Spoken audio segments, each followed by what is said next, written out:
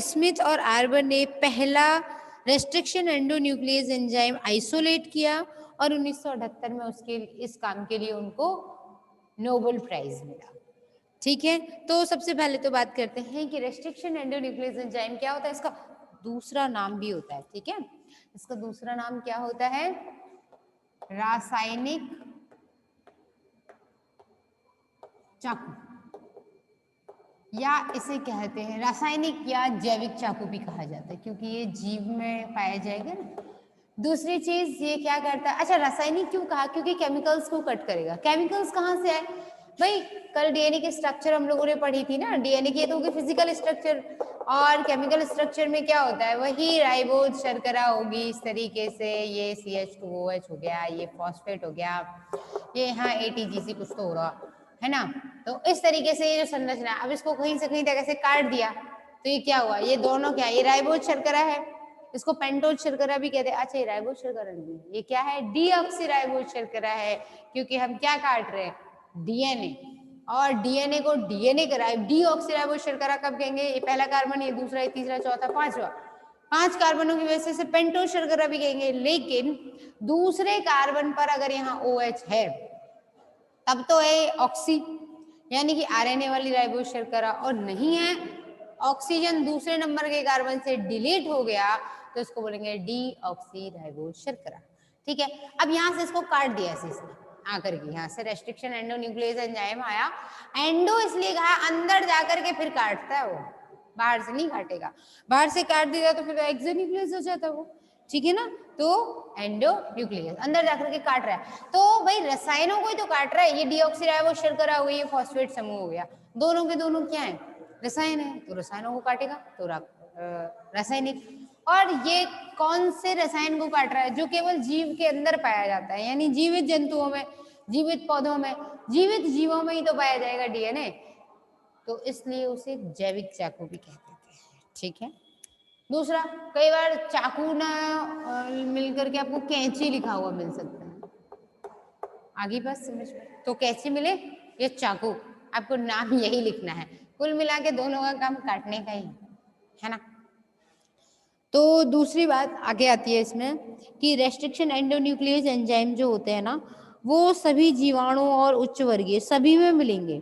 यानी जब भी हम किसी चीज को पढ़ते हैं ना, किसी टॉपिक को, तो पहले हम उसके बारे में पढ़ लिया, उसके बाद क्या पढ़ेंगे, उसकी खोज, खोज किसने की।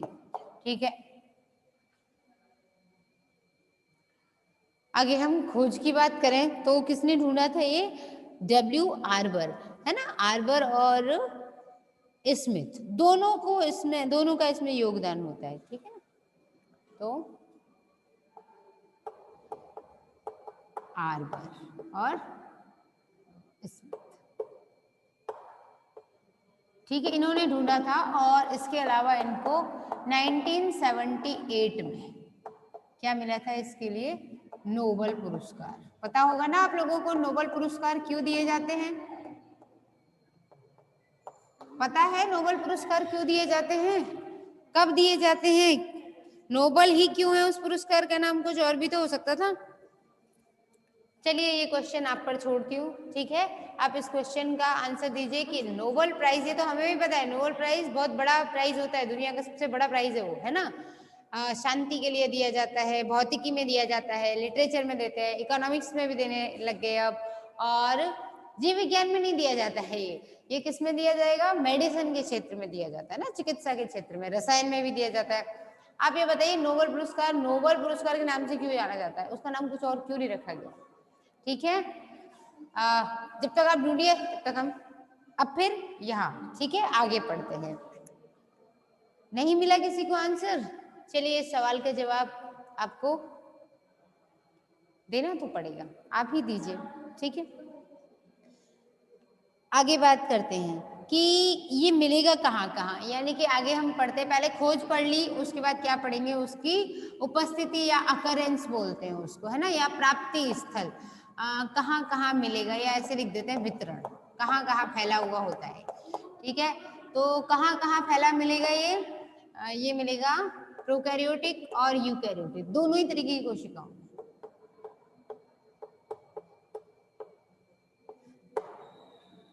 अच्छा, इन्होंने कहाँ ढूंढा था? ये जीवाणु में, है ना? कहाँ ढूंढा था? जीवाणु में ढूंढा था।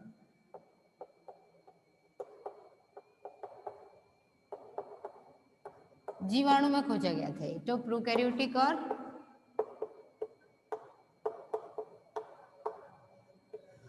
यूकैरियोटिक कोशिकाओं के अंदर ये खोजा गया था।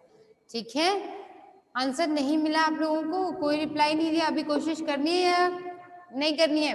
आप बता दीजिए मुझे नोबेल प्राइज के बारे में।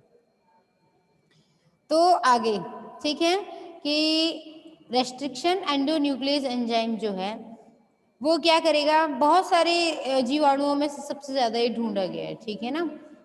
ये करता क्या है? ठीक है ना, अलग अलग जीन की पहचान करके उन्हें काटकर मुख्य डीएनए से अलग कर देता है। ठीक है ना?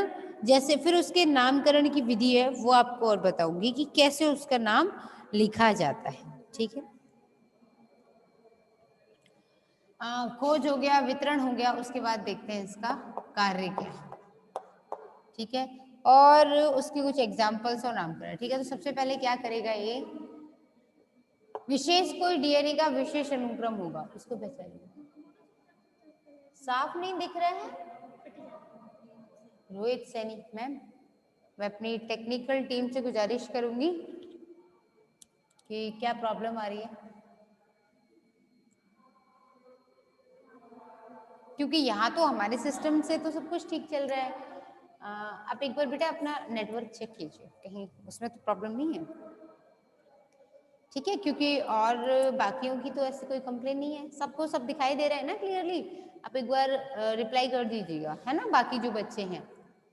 तो प्रोकैरियोटिक यूकैरियोटिक कोशिकाओं में पाया जाता है। इसके अलावा कार्य की बात करें तो कार्य इसका क्या होता है? इसका मुख्य रूप से यही कार्य है कि किसी भी डीएनए अणु में उपस्थित जीनों की विशाल संख्या में से वांछित डीएनए को पहचान करके ये अलग कर सकता है। ठीक है ना, विविध जीनों की पहचान करके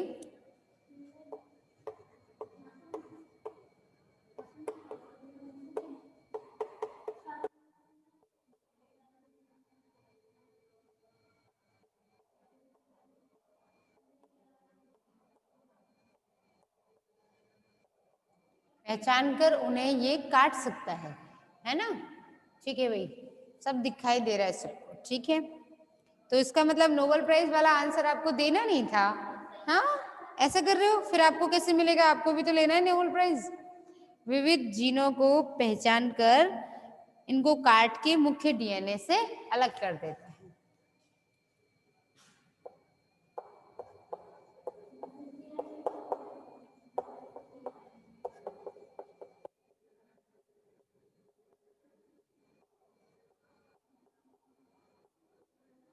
ये इसका मुख्य काम है। ठीक है, तो आपको अब आपको तो जवाब देना है नहीं है। ठीक है, तो मैं ही बता देती हूँ। नोबेल प्राइज जो है ना वो अल्फ्रेड नोबेल की वसीयत है। अल्फ्रेड नोबेल कौन थे? जिन्होंने डायनामाइट की खोज की थी। डायनामाइट मतलब वही विध्वंसककारी होता है ना बहुत, जिसको आप लगा दो, केन जैसी एक छोटी सी लगा दो तो पूरे पहाड़ के पहाड़, चट्टान के चट्टान उड़ा दिए जाते हैं, है ना? हाँ, उसे रोड वगैरह बनाने में काम में लिया जाता है। पहाड़ के अंदर कौन सी धातु खनन, उनमें काम में लिया जाता है।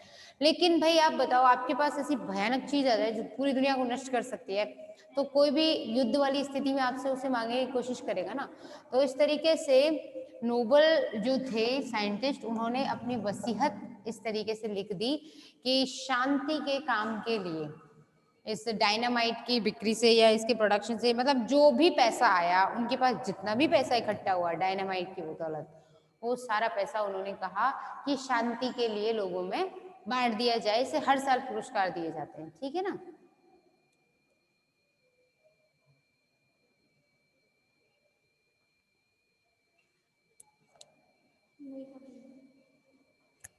मुझे नोबेल प्राइज आप लोगों को मिलेगा तब हमको भी मिलेगा। ठीक है ना? तो विविध जीनों की पहचान करके क्या करेंगे? काट करके डीएनए उन्हें अलग कर देता है। ठीक है, तो ये नोबेल पुरस्कार की विशेषता है। ठीक है, डायनामाइट की वजह से अल्फ्रेड नोबेल ने इसको दिया था। कई बार क्वेश्चन इस तरीके से आपसे तो खैर नहीं पूछा जाता है ये कि नोबेल पुरस्कार क्यों दिया जाता है। हाँ, ये जरूर याद रख लेना, रेस्ट्रिक्शन एंडोन्यूक्लियस एंजाइम जो है वो किसको मिला है ना, मतलब सॉरी रेस्ट्रिक्शन एंडोन्यूक्लियस एंजाइम, हाँ सबसे पहले किसको मिला, तो जीवाणुओं के अंदर आर्बर साहब को मिला था, और फिर आर्बर और इसमें दोनों ने मिलकर के इसको इसके काम वगैरह को बताया था। हाँ बिल्कुल जी, ठीक है, दिसंबर में दिया जाता है। तो खोज हो गया, वितरण हो गया, कार्य हो गया, ठीक है। अब इसके बाद आगे बात करते हैं हम इसका कि रेस्ट्रिक्शन एंडोन्यूक्लियस एंजाइम का पृथक्करण स्थल कहाँ कहाँ कैसे होता है, और उसके कुछ एंजाइम्स के नाम हैं, ठीक है ना। अब इनके नाम भी कैसे रखे जाते हैं, देखो भाई नामकरण की विधि है इसकी। जैसे एक नाम है को, यानी कि ये इकोलाई से मिला, और इसमें तो क्या आएगा, जीनस, जिस सोर्स से मिला है, यहां आ जाएगा स्पीशीज। उसके बाद आता है स्ट्रेन, स्ट्रेन मतलब होता है विभेद, है ना, यानी कि उसको बोलेंगे इसको स्ट्रेन या विभेद, कौन से टाइप है, आर स्ट्रेन है, एस स्ट्रेन है वो। और उसके बाद फिर आगे दिया जाता है इसके अंदर एक रोमन संख्या, ठीक है ना, एक रोमन संख्या के द्वारा इसको पहचाना जाता है कब कैसे ढूंढा गया था, ठीक है ना। जैसे पहला अक्षर वंश का, दूसरा अक्षर जाति का, फिर उसके बाद उसके छोटे अक्षरों में लिखते हैं जाति का नाम, ठीक है ना। उसके बाद तीनों अक्षरों को थोड़ा सा या तो तिरछा करके लिखिए, या फिर उनको थोड़ा सा इसको लिखने में यही विधि होती है, ठीक है। इसके अलावा क्या किया जाता है, प्रारूप का नाम दिया जाता है, यानी कि वो आर टाइप का है या किस तरीके का है वो लिखते हैं, ठीक है। देन आफ्टर आर को उपरोक्त नाम के पहले लिखा जा सकता है, ठीक है ना। और फिर क्या करते हैं, कहीं कहीं पर नहीं भी लिखा जाता है, ठीक। हर जगह आर को कई बार इस तरीके से भी लिख देते हैं कि पहले आर लिख दिया फिर ई को लिख दिया, यानी कि आर, लेकिन जनरली हम जो प्रचलित तरीका है वो यही वाला है। अब ये मेथड जो है वो खत्म, ज्यादा प्रचलित हो नहीं पाया है ना। अगर आप उससे भी लिखते हो आर पहले तो उसमें कुछ गलत नहीं होता है, ठीक है। तो आगे बात करते हैं, इस तरीके से इनके क्या करे जाएंगे, नाम लिखे जाते हैं, ठीक है ना। जैसे कुछ नाम इको, आर, फर्स्ट, ठीक है ना। ये फर्स्ट जो है वो कई बार साइंटिस्ट के ऊपर डिपेंड करता है, उन्होंने किस आधार पे दिया, पहली बार ढूंढा गया या दोबारा में ढूंढा या किसी दूसरे टाइप के स्ट्रेन से निकाला गया हो, ठीक है।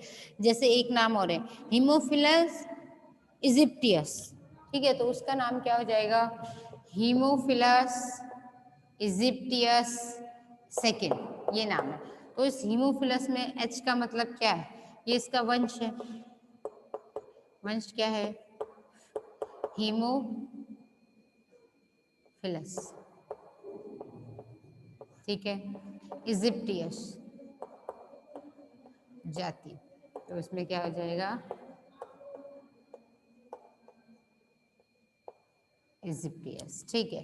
तो इस तरीके से नाम दिया जाता है हीमोफिलस इजिप्टियस। इसकी खास बात क्या होती है, ये कहाँ पर कट करेगा, है ना, ये वहां पर कट करेगा जहां पर एक तरफ प्यूरिन हो, उसके बाद जी सी लिखा हो, फिर जी सी लिखा हो, और फिर उसके बाद इसमें पिरिमिडीन हो। देखो भाई प्यूरिन और पिरिमिडीन क्या होते हैं, नाइट्रोजनी क्षारक होते हैं, उनके नाम हैं। प्यूरिन ये हो गया, पी यू मतलब क्या है, प्यूरिन, और पी वाई मतलब क्या है, पिरिमिडीन। पिरिमिडीन और प्यूरिन में, प्यूरिन के एग्जाम्पल है A and G, adenosine and guanine, और पिरिमिडीन का जो एग्जाम्पल होता है वो है साइटोसिन एंड थायमिन। आगे बात समझ में। अब यहाँ पर प्यूरिन कोई भी हो सकता है, मतलब ए भी हो सकता है, इस जीसी से पहले ए भी हो सकता है और जी भी हो सकता है। यहाँ पर इस जीसी के बाद दोबारा सी हो या टी हो, इन दोनों में से कोई एक हो सकता है, ये वही कट करेगा, ये बात इसकी फिक्स है। फिर इधर प्यूरिन और इधर पिरिमिडीन होगा, इस कंडीशन में ये क्या करेगा, कट करेगा, ठीक है। जी सी सी जी, अच्छा यहाँ पे आपको एकदम क्लियर नहीं दिख पा रहा है तो मैं इसको इधर बना देती हूँ, ठीक है ना, ये समझ में आ जाएगा आपको कि हीमोफिलस इन्फ्लुएंजा कहाँ पर कट करेगा, जहां पर यहाँ हो प्यूरिन, ठीक है। प्यूरिन कोई सा भी हो सकता है, ए आए या जी आए, दोनों में से कोई एक आएगा। प्यूरिन के बाद अगला क्या आएगा, जी सी, यानी एक प्यूरिन एक पिरिमिडिन। फिर उसके बाद हो जी सी, फिर उसके बाद पिरिमिडिन। तो पिरिमिडिन के सामने हमेशा दूसरे स्ट्रेन पर प्यूरिन, यहाँ पर पिरिमिडिन, जी के सामने सी, सी के सामने जी, यहाँ सी, यहाँ जी। यानी कि इस कंडीशन में जहां पर होगा और फिर उसके बाद जीन होगी, फिर यही कंडीशन दोबारा रिपीट होगी, तो ये यहाँ पर कट करेगा, जहां पर जी सी जी और जी सी होगा वहीं पर हीमोफिलस इन्फ्लुएंजा कट करेगा, और कहीं पर जाकर के ये कट नहीं कर सकता, ठीक है। सेम कंडीशन उधर भी होनी चाहिए, तभी हीमोफिलस इन्फ्लुएंजा आपका काम आएगा, वरना नहीं आएगा। जैसे एक बार इको आरआई के थ्रू और समझ लीजिए आप लोग, ठीक है। जहां पर जी ए टी टी सी होगा, तो जाहिर सी बात है उसका उल्टा क्या होगा, जी के नीचे सी होगा, ए के सामने टी, टी ए और यहाँ जी। ये क्या है, डीएनए के सीक्वेंस है, इस कंडीशन में डीएनए, ठीक है। तो ये केवल यही कट करेगा और कहीं पर जाकर के कट नहीं करेगा। यानी कि ये क्या है, एक बार समझिए, सो देखो समझना, 5 to 3 हो या 3 to 5 हो, ये उल्टा सीधा एक समान है कि नहीं है, GAATTC, इसमें इधर से पढ़ो GAATTC बराबर है ना। ऐसे डीएनए को क्या कहते हैं, पैलिंड्रोमिक डीएनए। लेकिन उन पैलिंड्रोमिक डीएनए में भी इनकी सेलेक्टिविटी है। इको आरआई अगर रेस्ट्रिक्शन एंडोन्यूक्लियस एंजाइम आप यूज कर रहे हो तो वो यहीं कट करेगा, ये नहीं है कि वो जीसी वाले को कट कर देगा, नहीं कर सकता, उसकी अपनी लिमिटेशंस है, ठीक है। तो ये इसलिए पहले पूरा जीनोम पढ़ना जरूरी है हम लोगों को, कि कौन सा डीएनए में कहाँ पर क्या सीक्वेंस है। जैसे ह्यूमन जीनोम प्रोजेक्ट आपको आगे पढ़ना पड़ेगा, ये है ना, आगे इसके बारे में डिटेल में पढ़ेंगे आप लोग। तो इस तरीके से इको आरआई है, हीमोफिलस इन्फ्लुएंजा, कई बार है ना इसके नाम पूछ लिए जाते हैं आपसे कि इको आरआई का नामकरण में स्पष्टीकरण कीजिए इसका। तो जैसे या फिर आपसे पूछ लिया कि सबसे पहला जो रेस्ट्रिक्शन एंडोन्यूक्लियस एंजाइम था वो जो ढूंढा गया, तो वो जनरली इको आरआई 1 है ना। तो उसके बाद पूछा जाता है आपसे कि इसको फिर कैसे कट करेगा ये, या इसका नाम बताइए। तो आपको ये पता होना चाहिए, ठीक है ना। सबसे ज्यादा इसी का पूछा जाता है, हीमोफिलस, ऐसे लिख देंगे वो, हीमोफिलस इन इजिप्टियस का नामकरण बताइए। तो क्या करोगे आप लोग, एच, यहाँ ऐसे वंश जाति, ऐसे जैसे लिखा है ना बिल्कुल वैसे लिख करके आओगे आप लोग। यहाँ स्ट्रेन होता है लेकिन यहाँ नहीं है, ठीक है ना। इसका आर स्ट्रेन एस स्ट्रेन होता है तो लिखा जाता है, नहीं है तो नहीं लिखा जाएगा उस हिसाब से, ठीक है।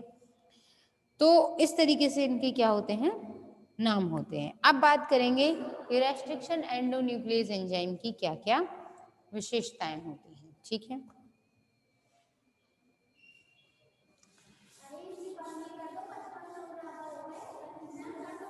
अब रेस्ट्रिक्शन एंडोन्यूक्लियस एंजाइम की जो विशेषताएं है ना, उन्हें हम कल पढ़ेंगे, ठीक है।